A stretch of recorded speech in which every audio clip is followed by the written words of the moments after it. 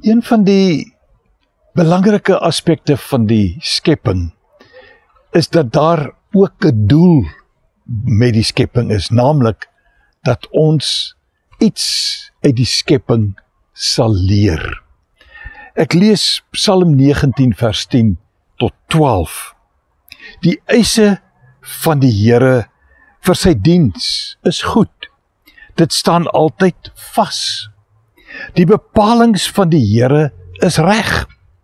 Elkeen van hulle is regverdig.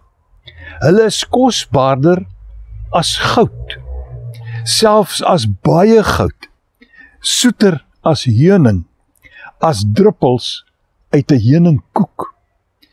U dienaar, laat hom daardeur leer. Wie dit alles onderhou, groot is sy beloning.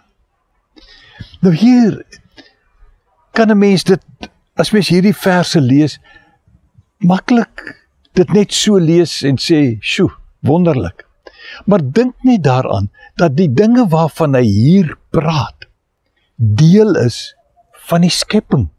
Deel is van dit wat deur skepsels, wat deur God gemaak is, tot stand gebring word. Hy sê, hy praat van goud en heuning. Nou, die kosbaarheid daarvan in die oë van die mens is baie maklik verdraai. Ons dink goud is meer werd as heuning. Nou as mense dit in geld moet omsit, sekerlik.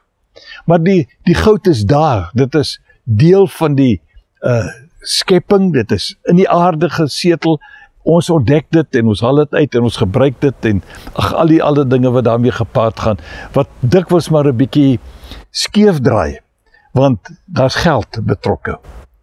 Maar dan kom ons terug en ons kyk na heuning.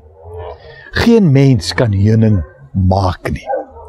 'n By, duisende bye doen dit. As 'n mens 'n dokumentêr kyk oor die by, hoe hy sy werk doen, hoe goed hy georganiseer is en al die wonderlike dinge, en ons kry heuning daarvan.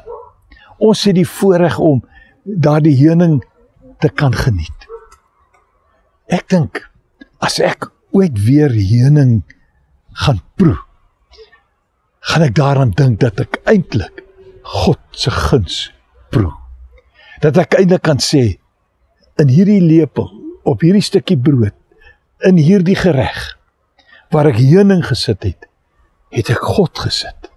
Dit is hy wat dit gemaak het. Hy wat die by gemaak het, om die heuning te maak, is eintlik sy werk. Ek het amper nie woorde om te sê, hoe wonderlik is God. Hoe wonderbaarlik is God. Hoe kan ons hom ooit vergeet, as ons net na die skepping kyk, dan sien ons hom. Hy is daar. Loop mooi.